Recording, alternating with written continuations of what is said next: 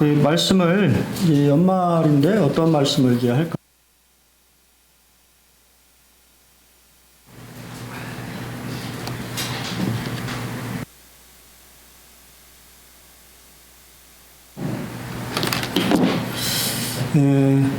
기독교 신앙의 기초라고 하는 것으로 좀 한 해를 좀 마감하면 어떨까 싶어서 이렇게 연말 마지막은 좀 기초적인 그런 것을 좀 하는 걸로 이렇게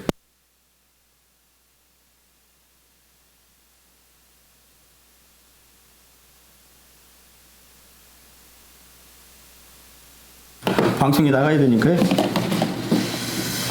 네, 오늘은 첫 시간 성경인데 그래서 좀 컷이 많아서 좀 빠르게 이렇게 진행을 좀 하겠습니다. 아브라함 링컨은 이렇게 말했습니다. 이 책이 없었다면 우리는 옳고 그름을 분별할 수 없었을 것이다. 내가 믿기로는 성경은 하나님께서 인간에게 주신 최대의 선물이다. 이렇게 이야기를 했습니다. 우리가 먼저 성경은 누가 기록했는가라고 하는 부분을 좀 먼저 살펴보기로 원합니다.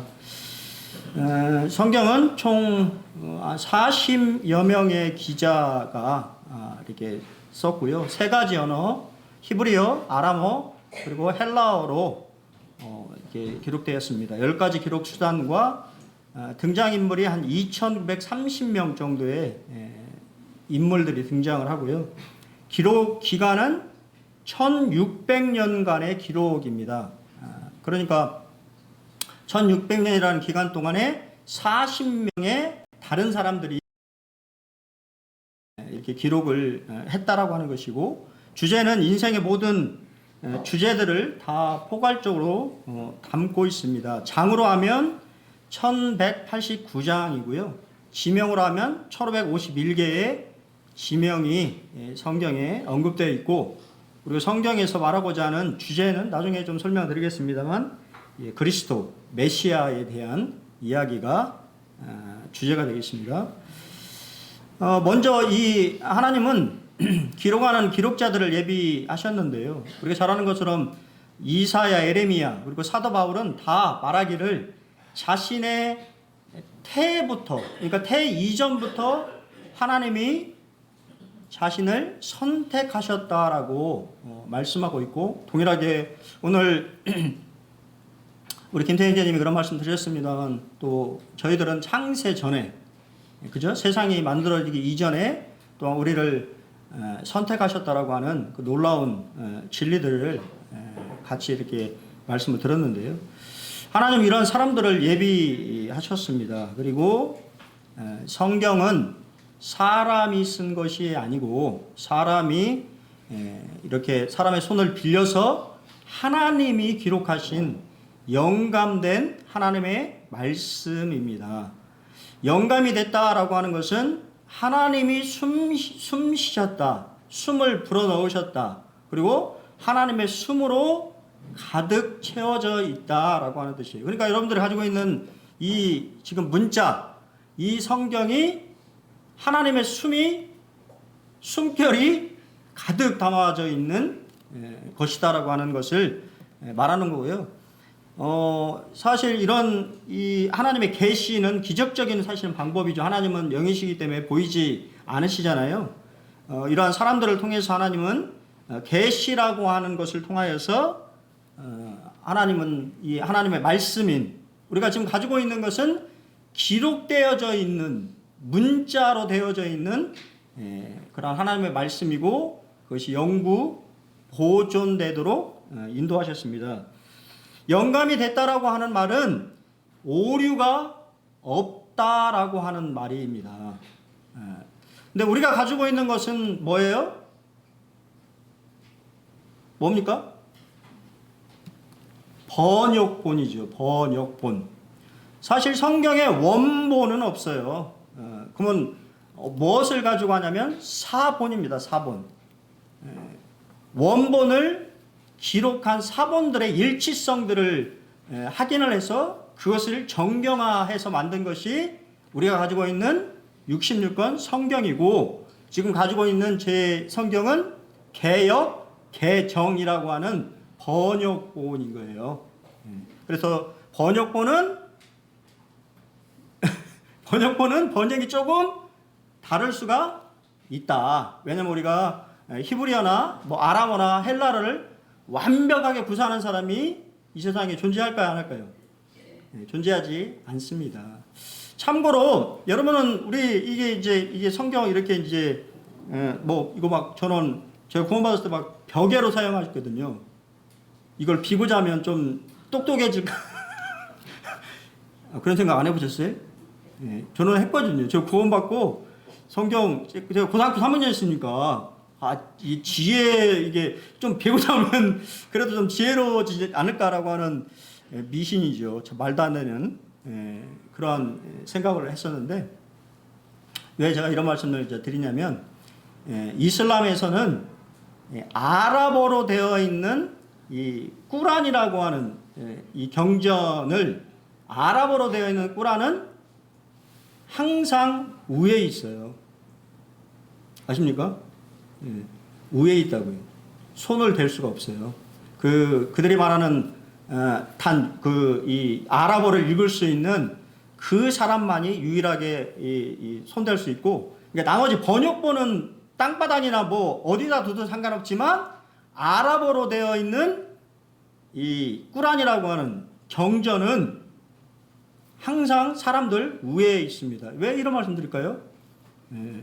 다르다고 말이에요. 성경을 대하는 자세를 제가 말씀드리는 거예요. 이제 번역본이라 우리가 그렇게 생각할 수 있습니다만, 그럼에도 불구하고 우리가 성경을 대하는 그러한 부분들에 대해서도 어떤 태도, 이런 부분들에 있어서도 우리가 좀 생각해 볼 필요는 있다.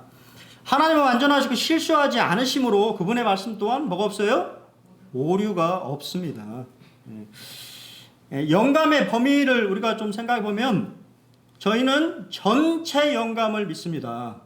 성경 66권 전체가 하나님의 영감되어져 있다라고 믿고 완전 영감을 저희는 믿습니다. 그리고 축자 영감을 믿습니다. 축자 영감이라고 하는 것은 성경의 글자 하나하나가 하나님의 뭐로 영감되어져 있는 것이라고 저희는 믿어요. 근데 저기 신의 시크릿 코드라고 하는 책에 보면 권호문 씨가 지은 책에 보면 이제 저희 이 한국에는 뭐가 많습니까? 장로교가 많죠. 장로교가 먼저 들어왔기 때문에 장로가 많은데요. 합동, 고신, 합신은 성경의 무엇을, 성경이 아까 말씀드린 오류가 없다라고 하는 걸 믿고 성경의 문자 하나하나가 다 영감이 됐다고 하는 것을 인정해요. 근데 통합, 장로교 통합 측은 성경에 오류가 없다라고 하는 것은 인정하지만 축자 영감설, 글자 하나하나가 다 영감받지는 않았다라고 믿습니다. 그게 바로 유기적 영감이라고 해서 하나님의 영감과 인간의 어떤 재능, 어떤 생각 이런 것이 같이 조화를 이뤄서 만들어졌다. 그래서 저희는 문자 그 자체를 하나님이 영감하셨다고 믿지만 통합 측은 그렇게 믿지 않는 것입니다. 그리고 또 기장이라고 있어요. 여러분들 잘 아실지 모르겠지만 장로교에도 이 큰 이 분류가 있는데 이제 하나는 우리가 말하는 기독교 예수교 장로회가 있고 그 다음에 우리가 기장이라고 하는 기독교 예수교 장로회가 있고 또 그 다음에 아까 말하는 예수교 장로회라고 하는 아까 지금 말한 합동, 고신, 합신, 통합 이런 이제 걸로 나눠지는데 기장은 무오설과 축자 영감설을 거부합니다. 아시겠어요? 그래서 뭐를 하냐면 성경을 비판 해석해요. 위험하죠. 그러니까 책 같은 거를 보실 때도 기독교 장로회 이런 분들이 쓰신 책들은 조금 조심히 보셔야 돼요. 왜냐하면 그분들은 성경을 완전히 영감된 것으로 보지 않고 또 오류가 없다라고 보지 않는다고 하는 거예요. 뭐 다른 또 여러 가지 교파가 있는데 그것까지는 잘 모르겠고요. 제가 찾은 거에서는 그렇게 보고 있습니다. 사실 저희 모임이 영국에서 발현됐죠. 맞습니까? 영국 지역에 있는데 그래서 이제 우리가 말하는 이제 스코틀랜드, 우리가 이제 영국 여러 지역 중에 스코틀랜드가 신앙이 교회가 무너진 이유가 뭔지 아십니까? 자유주의 신학이 들어와서 그래요. 지금 아까 말하는 성경 비판, 성경을 비판적으로 보고 인간의 관점으로 해석하기 시작하면서부터 영국 교회는 무너지기 시작했어요. 그리고 실제적으로 한국에 있는 여러 교파도 아까 말씀드린 것처럼 성경에 어떤 오류가 없다, 또 글자 하나하나가 영감됐다, 그렇게 믿지 않는다고 하는 거예요. 그러니까 책들을 보실 때 조금 조심히 보셔야 된다, 그것을 말씀드리고요. 그러면 성경은 뭐라고 말씀하시는지 같이 한번 좀 읽어보겠습니다. 베드로후서 1장 21절 같이 읽어보겠습니다. 시작. 예언은 언제든지 사람의 뜻으로 된 것이 아니오 오직 성령의 감동하심을 받은 사람들이 하나님께 받아 말한 것입니다. 사람이 쓴 거라고요? 아니라고 말씀하시죠. 하나님이 사람이라고 하는 도구를 사용해서 하나님이 쓰신 것입니다. 이해되시죠? 그리고 두 번째 디모데후서 3장 10절 읽어보겠습니다. 시작. 모든 성경은 하나님의 감동으로 된 것으로, 여기 뭐라고 되어 있어요? 모든이라고 되어 있죠. 모든. 이해되세요? 모든 성경이 하나님의 영감되어져 있는 성경이다라고 성경은 말하고 있어요. 마지막으로 마태복음 5장 18절 같이 읽겠습니다. 시작. 진실로 너희에게 이르노니 천지가 없어지기 전에는 율법의 1.1획도 결코 없어지지 아니하리라 다 이루리라. 우리 예수님이 하신 말씀이죠. 예수님이 이 구약 성경 자체의 율법 1.1획도 뭐라고요? 결코 없어지지 않는다고 말씀하시고 그 말씀이 그대로 이루어질 것이라고 말씀하신 것을 저희는 믿습니다. 그렇기 때문에 저희는 전체 영감, 완전 영감, 축자 영감을 믿는 거예요. 그러면 영감의 증거, 이것이 하나님의 말씀이라고 하는 증거는 실제적으로 우리 말씀을 보시면 구약 성경에 여호와 하나님께서 직접 말씀하셨다라고 하는 표현이 몇 번이요? 3,800여 회 기록이 되어 있어요. 그리고 아까 살펴본 대로 성경은 다양한 저자들이 있지만 동일한 통일성을 가지고 하나의 주제를 가지고 쓰고 있다라고 하는 것은 정말 놀라운 거예요. 1600년이라고 하는 기간 동안 다른 생각과 다른 환경에서 사는 사람이 같은 주제를 썼다라고 하는 것은 성경이 하나님의 말씀이라고 하는 증거입니다. 예수님도 성경의 권위를 증거하셨어요. 요한복음 10장 35절에 보면 성경은 패하지 못한다고 구약 성경 자체를 인정하셨습니다. 성경의 주제는 뭐라고요? 예수님. 이것이 우리 훌륭한 학생. 잘 듣고 있네요.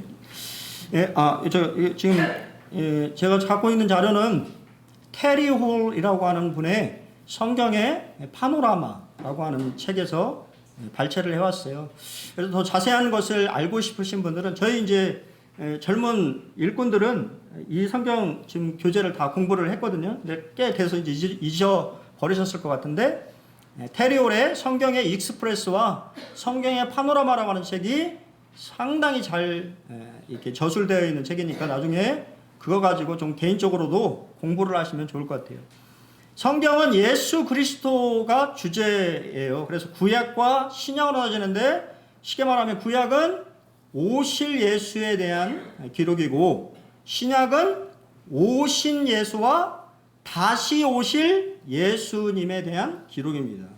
그리고 그것이 역사적으로 보면 하나님의 우주적인 통치로 시작해서 하나님의 우주적인 통치로 끝을 맺는다라고 하는 것이 성경의 조망이죠. 조망. 높은 산에 올라가서 전체를 바라보는 것처럼, 그리고 그 가운데에 뭐가 있다?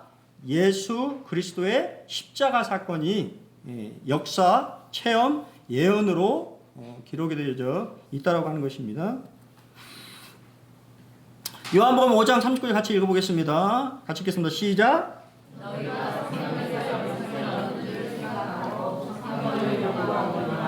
이 성경이 곧 내게 대하여 증언하는 것입니다. 예, 성경이 누구에 대해서 말하는 거예요? 예수님에 대해서 말하고 있다고 성경은 말하고 있습니다. 그래서 여러분 성경을 읽으실 때 예수님의 모습들을 찾는, 또 예수님이 뭐라고 말씀하시고 어떠한 모습으로 보이시는지를 이렇게 보면서 성경을 읽으시면 더 유익하다. 성경의 목적은 뭘까요? 하나님은 왜 성경을 우리에게 주셨을까요? 사실 한 말씀으로 우리가 볼 수 있는데요. 디모데후서 3장, 이거 앞에 다 보이시나요? 글씨가 보이시나요? 15절, 17절 같이 한번 읽어보겠습니다. 15절로 17절 시작. 또 어려서부터 성경을 알았나니 성경은 능히 너로 하여금 그리스도 예수 안에 있는 믿음으로 말미암아 구원에 이르는 지혜가 있게 하느니라. 모든 성경은 하나님의 감동으로 된 것으로 교훈과 책망과 바르게 함과 의로 교육하기에 유익하니 이는 하나님의 사람으로 온전하게 하며 모든 선한 일을 행할 능력을 갖추게 하려 함이라. 예수 그리스도 안에서 먼저 뭐가 있어야 돼요? 출생이 있어야 된다는 거죠. 출생. 두 번째 출생. 육체적인 출생 말고 영적인 출생이 있어야 되는데 그것을 뭐라고요? 구원이라고 하는 거죠. 구원. 그러면 구원받아서 끝이냐? 아니라고 하는 거예요. 그렇죠? 사도 베드로가 말한 것처럼 어린아이가 뭐를 먹고 자랍니까? 아이가 튼튼해지려면 뭘 먹어야 돼요? 엄마 젖을 먹어야 돼요. 분유 말고. 분유는 이게 통통해지는 만들어주지만 사실 그 면역력이나 이런 것을 봤을 때 엄마의 모유가 최고의 이 영양소를 담고 있는 것이죠. 맞습니까? 그래서 하나님 말씀 뭘로? 아이가 젖을 사모하는 것처럼 우리 뭐 다 이제 다 지나버리셔가지고 기억이 안 나시죠? 우리 허성자님 기억하세요? 우리 기억하시면 은영이는 잘 먹던가요? 아이들이 어렸을 때 저도 기억해보면 그 어렸을 때 엄마 젖을 찾는 정말 열심히 찾아요. 살려고. 그런 기억이 지금도 이렇게 생생하게 납니다. 그러한 마음으로 뭐 해야 되는 거예요? 성경 말씀을 대해야 된다라고 하는, 그래야만이 뭐 할 수 있다? 성장할 수 있는 거죠. 어린아이로 성장하고 나중에는 뭘로? 성인으로 성장하는데, 성인이 됐다고 해서 그게 성숙한 사람이 아니고 내가 성인이 됐다라고 하는 개념, 내가 성숙한 사람이라고 하는 것은 결국 자신이 뭐? 종이라고 하는 사실, 내가 예수 그리스도의 종이구나라고 하는 사실, 종으로 섬기는 사람이 뭐 하는 사람이다? 성숙한 사람이다라고 성경은 말하고 있습니다. 그래서 뭐를 받아요? 교훈도 받아야 하고 책망도 받아야 되고 바르게 함과 의로 교육하는 이러한 교회 안에서 또 이러한 것들을 훈련받아야 된다고 하는 거예요. 그런데 지금은 참 어려운 시대죠. 책망과 바르게 함이 어려운 시대. 책망할 수 없는, 조금만 이렇게 그런 얘기를 하면 삐져버리고 나를 미워하나? 그래 생각한다는 거죠. 근데 그렇지 않다고 하는 거예요. 성경은 좋은 말만 기록한 것이 아니라고 하는 것입니다. 제가 여러 번 말씀드렸죠. 하나님은 할아버지가 아니에요. 하나님 뭐예요? 아버지죠. 아버지는 때때로 책망도 하고 매를 대기도 하는 거예요. 할아버지는 그렇게 하면은 안 되고요. 할아버지는 보듬어 주셔야죠. 할아버지의 역할은. 그렇죠. 다르다 그 말이에요. 우리는 할아버지를 섬기고 있는 게 아니고 하나님 아버지를 섬기고 있다. 성경의 분류 좀 빠르게 그냥 척척 보시면 됩니다. 이거는 아까 말씀드린 것처럼 성경 파노라마라는 책에서 이렇게 가져왔어요. 역사, 히스토리라고 하는데요. 그것은 인간의 역사를 말하고 있는 것이 아니고 하나님의 역사를, 그분의 이야기를 기록한 것이 하나님의 역사, 역사라고 그렇게 믿습니다. 성경의 세 골격을 우리가 좀 생각해 보면 구약은 몇 권입니까? 39권, 신약은 27권. 이것은 역사, 체험, 예언으로 이렇게 구분되어져 있어요. 성경이 많은 사람들이 생각하는 것이 성경을 무슨 소설책처럼 생각하는데 성경은 역사적인 기록으로 가득 차 있어요.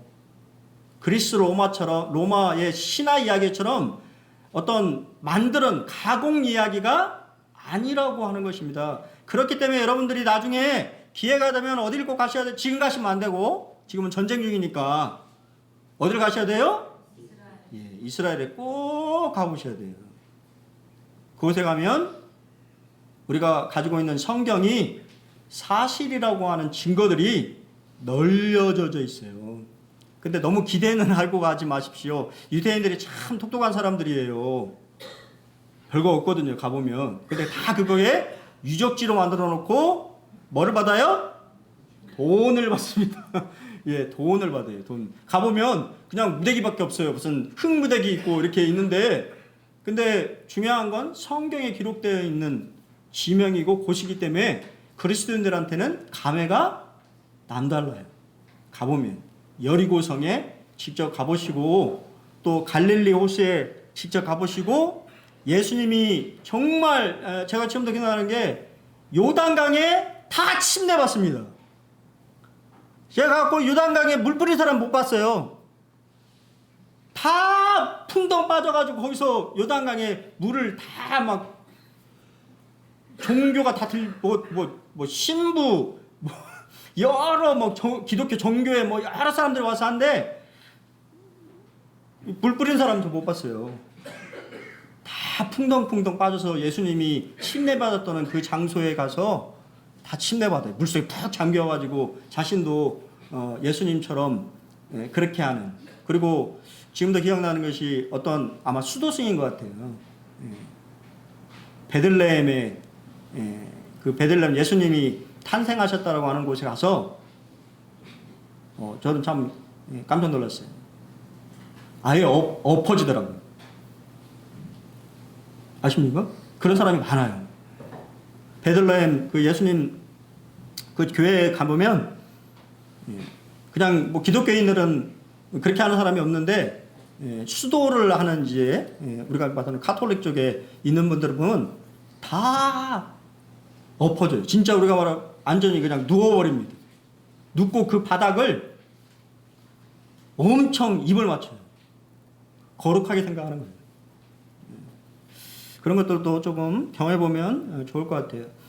구약에는 역사서가 있는데요. 우리가 잘 아는 것처럼 모세오경이라고 하는 창세기부터 신명기는 우리가 아까 말하는 모세의 책들로 모세오경이라고 하고 율법서입니다. 그리고 여호수아서부터 에스더까지는 유대 민족의 역사를 기록하고 있죠. 좀 빨리 가겠습니다. 신약에도 역사서가 있는데 사복음서인 마태, 마가, 누가, 요한복음 그리고 사도행전이 역사적인 기록을 담고 있어요. 성경의 8골격을 살펴보면 구약은 율법서는 기초를 말하고 있고 역사서는 이 역사에 대한 설명을 해주고 있고요. 시가서인 우리가 말하는 욥기부터 아가서까지는 열망을 담고 있어요.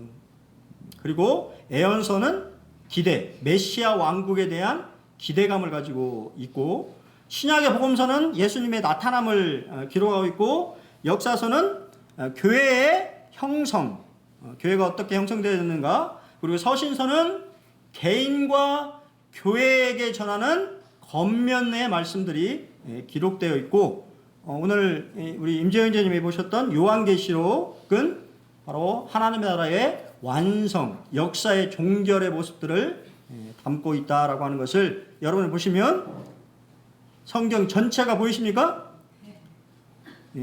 전체가 좀 이렇게 머릿속에 그려져 있어야 되는 거예요. 그래서 율법서, 역사서, 시가서, 예언서, 복음서, 역사서, 서신서, 예언서로 성경은 구성되어져 있습니다. 그래서 우리가 구약을 전체적으로 보면 율법서라고 하는 기초돌 위에 양옆에 역사서와 시가서가 기둥을 이루고 있고 그 지붕을 얹고 있는 것이 예수님의 오심과 메시아 왕국에 대한 그 아들이 메시아인 하나님의 아들이 다스릴 나라에 대한 예언들로 이 지붕을 덮고 있는 거예요. 이게 구약 전체 보이십니까? 구약을 다 이제 아시는 거예요. 읽지는 않으셨지만 전체적인 조망을 여러분 좀 가지시면 성경을 읽는데 도움이 된다는 것이죠. 주제별로 본 구약 성경도 마찬가지로 역사는 과거 민족적인 것을 담고 있어요. 그래서 모세오경과 여호수아와 에스더까지는 이스라엘의 역사, 유대 민족의 역사를 담고 있고요. 그 다음에 이제 욥기부터 아가서는 현재 여러분들에게 유익한 것이죠. 맞습니까?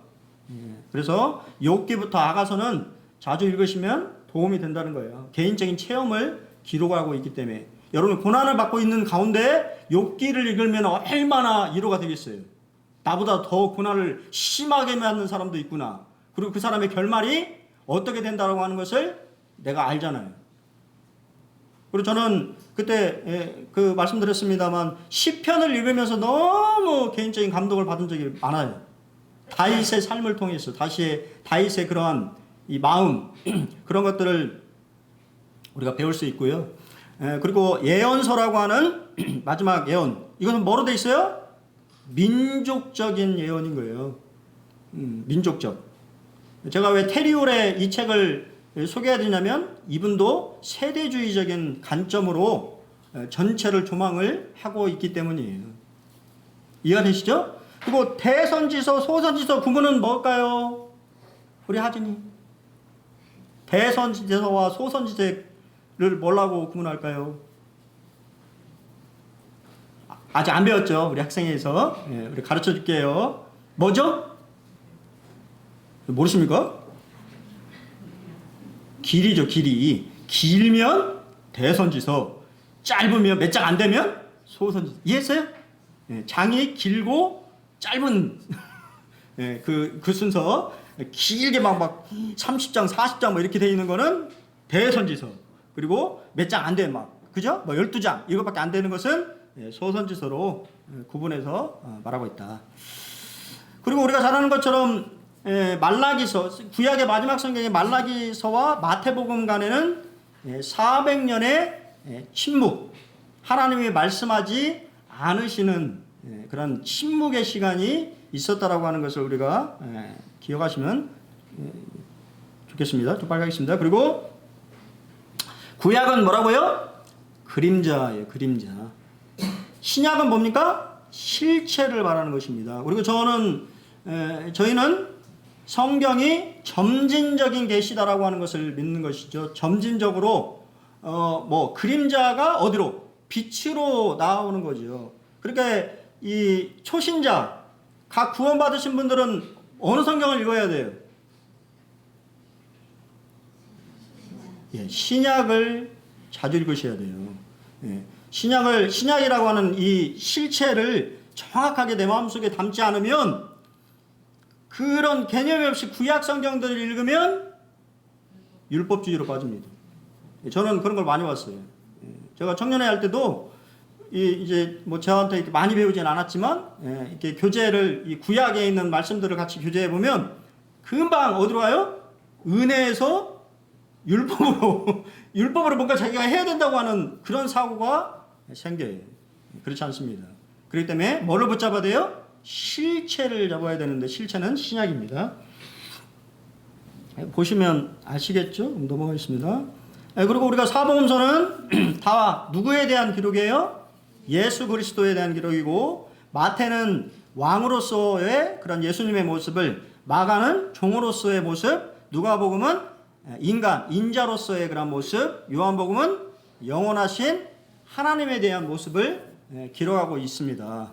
그래서 그 참고하시면 될 것 같고요. 그래서 마찬가지로 신약 성경도 역사, 체험, 예언으로 구성되어 있고, 우리가 말하는 사복음서와 사도행전은 역사적인 기록을 담고 있고, 체험, 교회와 개인에 대한 권면으로 가득 차 있는 그것은 다 우리의 이 앞선 믿음의 선진들의 신앙에 대한 체험, 그래서 너희들이 어떻게 살아야 된다라고 하는 가르침들을 또 교회 안에 이렇게 일어날 수 있는 문제에 대한 그런 문제를 어떻게 처리하고 대처할지에 대한 가르침들이 체험으로 기록되어 있고, 마지막으로 요한계시록은 우리가 오늘 임조영이 말씀하신 것처럼 예언, 미래의 그런 사건들, 역사의 완성의 그런 모습들을 우리가 볼 수가 있습니다. 그리고 이제 이 전체적인 것을 우리가 보면 그리스도의 초림과 재림으로 나눌 수 있는데, 우리가 살고 있는 것은 지금 어느 시대예요? 교회 시대, 은혜 시대에 우리가 살고 있습니다. 그래서 예수님은 구유에 누우셨고 겸손한 어린 양으로 오셨고, 또 그분은 멸시받고 거부당하셨으며 낮고 가난하게 되셨고 원수들에게 죽임을 당하셨고, 사탄이 예수님을 시험하기까지 했으며, 또한 그리스도께서 그렇지 못한 세상에 사셨죠. 그리고 죄를 위해서 죽었다가 부활하셨다고 하는 것이 첫 번째 사건이고, 이제 영광스러운 두 번째의 사건이 있을 것인데, 어디에 임하십니까? 감난산. 그래서 이스라엘의 가장 비싼 묘지는 감난산 앞 무덤이에요. 그래서 예루살렘 동쪽 문에서 감난산이 바로 보이거든요. 거기 뭐가 있어요? 다 묘지예요. 비쌉니다. 왜? 메시아를 빨리 만나려고 거기에 붙인 거예요. 아십니까? 예루살렘 가보세요. 가면 동쪽 문에, 그 동쪽 문 바로 맞은편이 다 무덤이에요. 감난산 무덤. 그리고 위에가 우리가 이제 말하는 예수님의 겟세마네에 이제 기도하셨던 그러한 이제 곳들이 있고 거기 다 무덤으로 되어 있어요. 그분은 감난산에 재림하실 것입니다. 그리고 왕으로 오시고 모든 사람의 무릎을 꿇고 그분 앞에 경배할 것이고, 또한 그분은 왕이시기 때문에 건세와 풍성함, 또한 원수들에게 심판하시기로 오시고 시험하셨던 사탄을 심판하실 것입니다. 무저갱에 가두시고 결국은 둘째 사망인 지옥으로 떨어뜨리실 것입니다. 그리고 그리스도께서 이 세상을 의로 그분의 나라인 천년왕국의 그러한 시대로 우리들과 함께 다스리게 될 것이고, 그 후에는 우리가 잘 아는 것처럼 이제 영원이라고 하는, 그죠? 새 하늘과 새 땅에 그러한 영원히 그리스도와 함께 통치하는 그러한 세상, 그것이 바로 역사의, 성경이 말하고 있는 역사입니다. 브랜드 데이 스미스라고 하는 분의 이제 그 자료와 다른 통계들을 통합해 보면, 미국 사람들이, 원래 미국이 뭐예요? 우리 하진이 도망가 버렸네. 질문하려고 했더만. 예. 원래 미국 사람들의 정체성은 뭡니까? 신앙의 자유를 찾아서 모인 사람들이죠. 그래, 우리가 그런 사람들을 프로테스탄트라고 하잖아요. 원래 영국 이 국교에서 이 기독교, 하나님을 믿는 그런 신앙의 정체성을 찾기 위해서 만든 나라가 미국이에요. 그래서 미국 사람들이 가장, 대통령도 어디에 손을 얹고 이거 임명을 합니까? 성경. 성경에 손을 얹고 임무를 수행하는 것이 관례죠.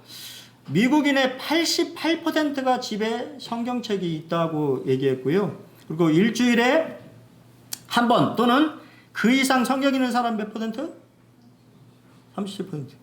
근데 미국 전 국민으로 넓혀갔을 때 코로나 이게 이유 뭐 이런 것도 이제 통계로 보니까요, 71%가 그래도 성경을 읽어봤다라고 대답했습니다. 그리고 코로나 시기를 거치면서 많은 사람이 죽는 그런 모습들을 보면서 성경을 읽는 숫자가 24%나 증가했다고 해요. 그만큼 미국 사람들에게 성경은 상당히 중요한 그런 믿음의 원천, 그들이 좀 의지하는 그런 것이라고 하는 것을 알 수 있고, 그러면 한국 사람은 어떨까요? 예. 개신교인 25.3%예요. 이제 교회 나가는 19세 이상입니다. 아마 10대까지 포함되면 더 숫자가 줄어들겠죠. 이게 더 늘어나겠죠? 안 읽는 사람. 교회에 나가지만 성경을 거의 안 읽는다 말하는 사람 몇 퍼센트? 25.3%예요. 그냥 성경 이렇게 들고 와서 예배 때 그냥 목사님 설교 듣다가 성경 다시 집에다 이렇게 한 번도 보지 않는 사람이 몇 퍼센트? 25.3%. 매일 읽는다라고 말하는 사람이 몇 퍼센트?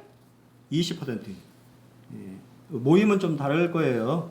이게 이제 이제 교파에서 통계 자료를 만든 거라, 매일 읽는 사람, 저희는, 우리 모임은 더 될 것이라고 믿습니다. 20%는 넘겠죠? 그러면 왜 성경을 읽지 않을까요? 첫 번째는 우선순위에 있지 않은 거예요.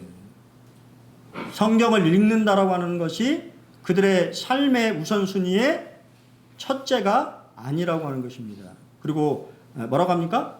시간이 없어서, 바빠서. 시간이 없고 바쁘니까 성경을 읽을 필요가 없다고 생각하는 것이죠. 두 번째는 오늘날을 사는 우리에게 맞지 않다고 생각하는 거죠. 성경을 읽는 것은 고리타분하다고 생각을 하는 것이죠. 그렇습니까? 그리고 세 번째는 어떻게 읽을지를 모르는 거예요. 어디에서 시작해서 어떻게 읽어야 되는지를 모르는 거지요. 맞습니까? 그래서 보통 창세기 조금 있다 말죠?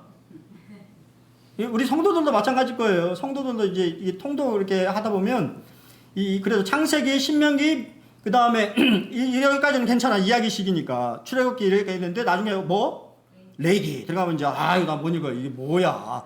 계속 뭐를 잡고, 향이 올라가고, 그때부터 맡기는 거죠. 이거 나 이제 안 되겠다 하고 다시 책을 덮어버리는. 그러면 돌아가면 돼요. 다른 거 읽으시면 되잖아요. 왜 굳이 어려운 레이기를 읽으려고, 그렇게 애를 쓰십니까? 그럼 이야기로 되어 있는 다른 성경을 읽으시면 되는 거예요. 읽어도 무슨 말인지 몰라서. 그래서 그 시간에 다른 책 읽는 것이 더 유익하다고 사람들이 생각하는 것이지. 예레미야 8장에 있는 말씀인데요. 같이 한번 좀 읽어보시다. 시작. 지혜롭다 하는 자들은 부끄러움을 당하며 두려워 떨다가 잡히리라.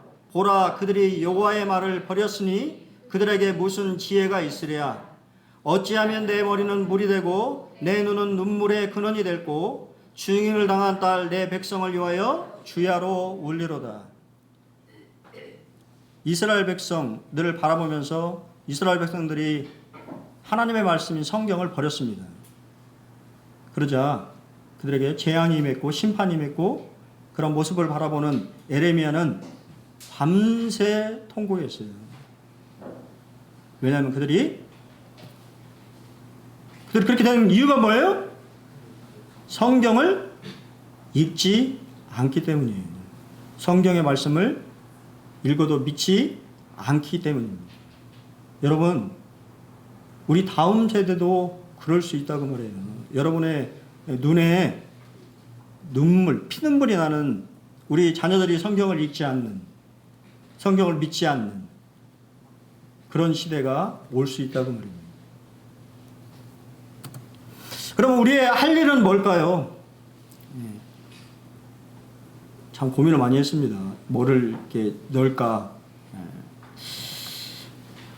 같이 첫 번째, 믿음으로 성경을 뭘로?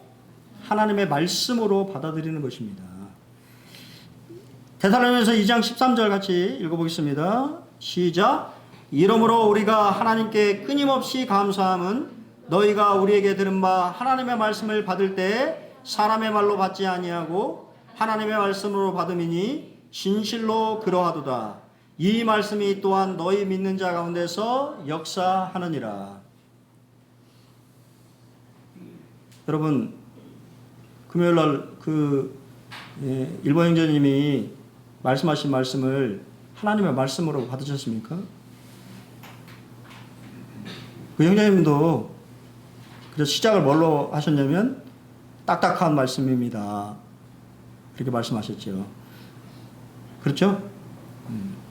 저는요, 그 형제님 말씀 들으면서 좀 저 자신을 좀 돌아보는 책망하는 듯한 그런 말씀으로 받았어요. 그 형제님, 제가 정확히는 모르는데요. 그 나중에 그 일산의 그 장로 형제님 말을 들어보니까요. 그 형제님 모이는 모임이 몇 명 안 모여요. 성도가 10명도 안 됩니다. 그리고 일본의 상황은 더 힘들어요. 그 기독교인들에 대해서 엄청 안 좋게 생각하고, 그리고 일요일 날 일하지 않는 사람에 대해서 불성실한 사람이라고 낙인을 찍습니다. 여러분 생각보다 일본이 무서운 나라예요. 일본 사람들이 그때 옛날에 봤습니다만, 우리나라는 이 복지가 잘 돼 있잖아요. 복지라고 우리에게 상용이가 없는데요. 복지가 너무 잘 돼 있어서 오히려 이 복지를 받는 사람들이 감사하는 게 아니고, 이 주민센터 가면 복지 받는 사람들이 따지고 있어요. 왜 나는 이것밖에 안 주냐고. 나는 더 받아야 된다고. 일본은 어떨지 아십니까? 말을 못해요. 내가 오늘 굶을지언정 내가 복지를 받아야 된다고 말을 못합니다. 왜냐하면 무시해버려요. 신청하는 사람은 낙인을 찍고 저 사람은 불성실하고 아주 잘못된 사람인 것처럼 낙인을 찍기 때문에 일본 사람들은 못한대요. 신청도. 그냥 내가 길바닥에서 죽는 한이 있어도 자존심이겠지. 그런 얘기를 참 들으면서 저는 나중에 그 형제님 이 말씀을 생각해 볼 때 너무 감동이 되었어요. 다른 얘기 안 하시고 하나님의 말씀만 가지고 이렇게 말씀하셨잖아요. 그러니까 딱딱한 거예요. 뭐 좀 예화도 들고 뭐 좀 이야기도 하고 간증도 하면은 좋았을 텐데 말씀으로만. 그러니까 그분이 얼마나 이 말씀에 대한 갈급함이 있고 그것을 붙잡는가라고 하는 것을 나중에 그 장로형제님의 그런 상황들, 일본 모임의 그런 상황들을 들으면서 제 마음속에 너무 감동이 됐어요. 그것밖에 없는 거예요. 하나님의 말씀밖에 붙잡을 것이 없는 것입니다. 상황이. 여러분 생각해 보십시오. 너무 우리는 좋은 환경인 거예요. 하나님이 이 민족을 너무 복을 주셨어요. 그렇지 않습니까? 교회에 나오는 거 너무 뭐 어렵지 않잖아요. 너무 좋은 환경에 내가 원하면 언제든지 성경을 읽을 수 있고 언제든지 예수님에 대해서 전한다고 해서 다른 사람들이 뭐라 하지 않잖아요. 여러분, 우리가 하나님의 말씀을 받을 때 사람의 말이 아닌 하나님의 말씀으로 여러분 받으셔야 돼요. 저도 어제 군산교회 우리 박준영 형제님 갔는데요. 70% 말 알아들었어요. 30%는 뭐라고 하는지 모르겠더라고요. 나이가 80이 넘으셨으니까 웅얼웅얼 하시니까 도대체 무슨 얘기를 하시는지. 근데 귀를 쫑긋 세워서 들었는데 감동이 되더라고요. 그래도 주님이 나에게 말씀하시는 말씀이라고 생각하니까 감동이 됐어요. 두 번째는 성경을 이해하기 위해서 기도하는 것입니다. 여러분, 하나님의 말씀은 성령의 조명 없이는 깨달을 수가 없어요.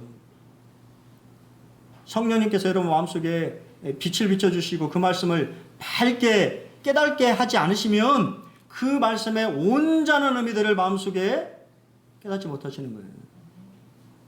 한 25분을 우리 박준영 형제님이 그런 말씀 하시더라고요. 성도들, 요즘에 성도들이 말씀에 놀라지 않는다. 말씀에 감동하지 않는다. 25분을 하셨어요.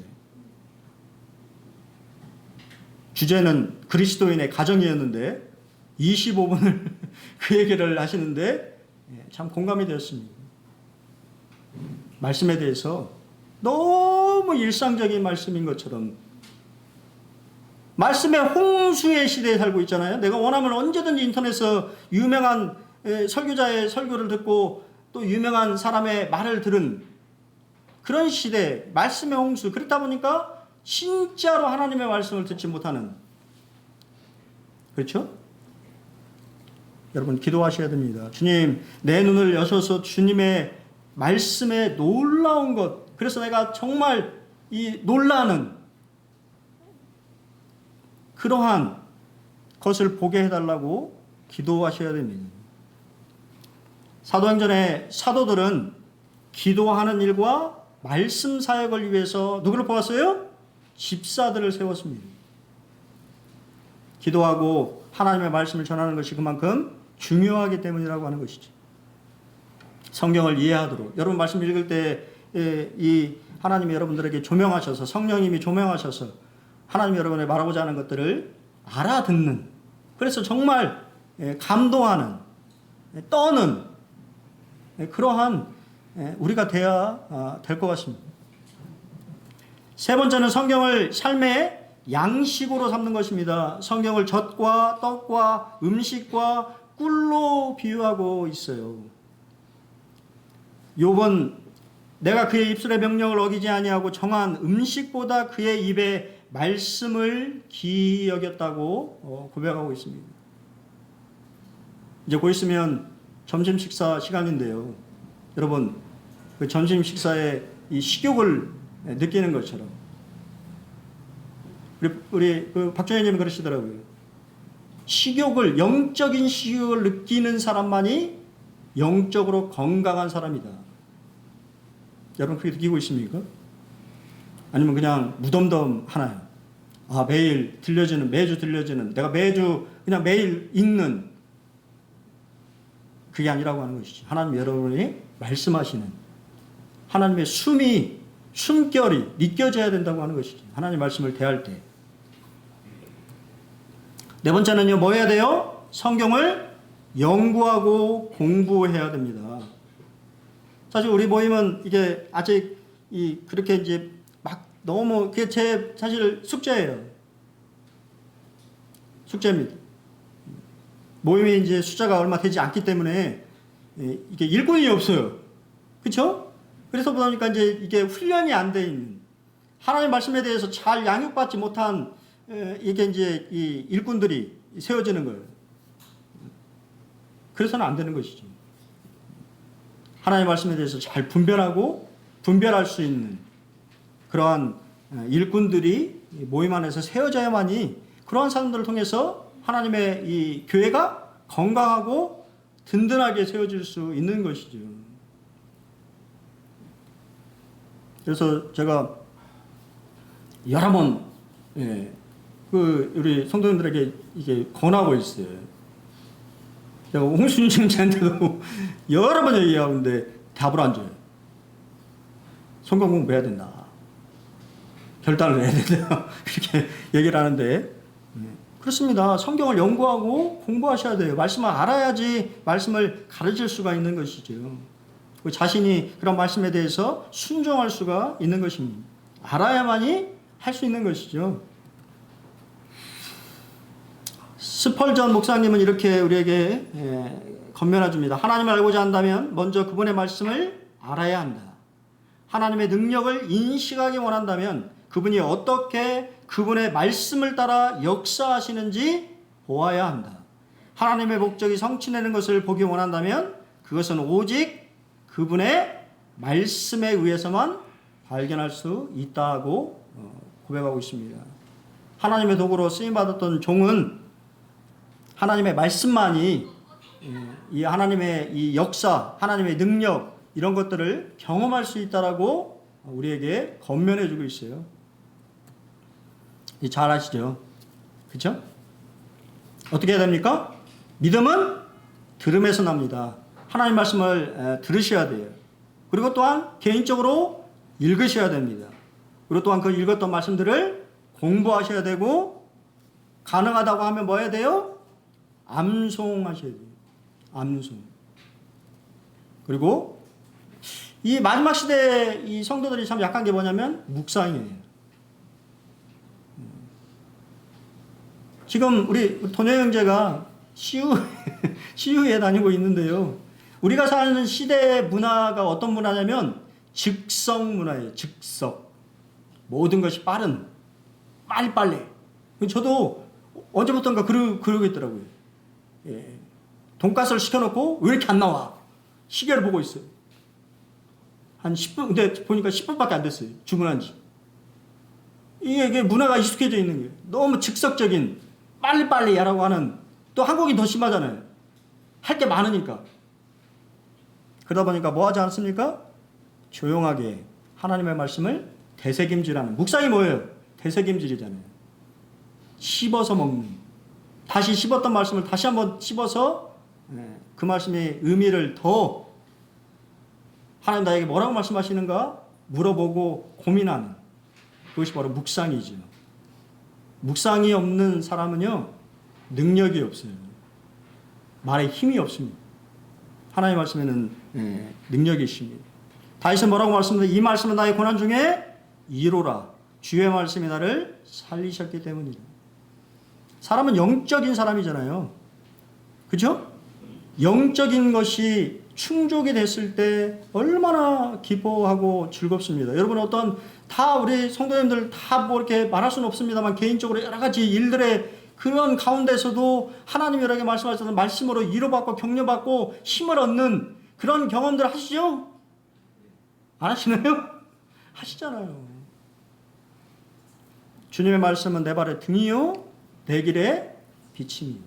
내 발을 내딛는. 그러니까 여러분이 무엇인가를 선택하고 어떠한 일을 진행하게 될 때 하나님의 앞에 기도하시고 또 하나님 말씀을 통하여서 하나님의 뜻을 발견하며 선택하는 것이 중요하다라고 하는 것을 말씀을 좀 드리겠습니다.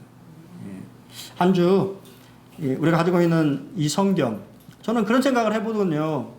여러분은 어떻게 생각하는지 모르겠지만 이 성경을 전달해 주기 위해서 한국 땅에 피를 흘렸던, 한국 땅도 못 밟아보고 그 군병에게 제발 나는 죽여도 좋으니까 이 성경만은 가지고 가라고. 그래서 그 군종이, 그 군병이 자기 집 그 받았던 사람이 다른 사람 줘가지고 이 쓸데없어 성경을, 이게 한자 성경이잖아, 한자. 자기 집에 다 붙였다는 거 아닙니까? 벽지로 붙이다 보니까 눈 뜨면 뭐예요? 말씀이 보이잖아. 그래서 그 사람이 최초의 신앙이 되었다는 얘기가 있지 않습니까? 하나님의 말씀에 능력이 있는 것이죠. 여러분, 지금 이게 가지고 있는, 우리는 아무것도 아닌 것처럼 생각하는 내가 가지고 있는 이 성경은 누군가 피를 뿌리고 이 조선이라고 하는 나라에 전달해 준 하나님의 말씀이라고 하는 거예요. 여러분, 그 가치를 아시고 하나님의 말씀을 이 한 주 더 깊이 좀 묵상하며 하나님의 말씀을 많이 좀 이렇게 읽는 그런 한 주가 되셨으면 좋겠습니다. 감사합니다.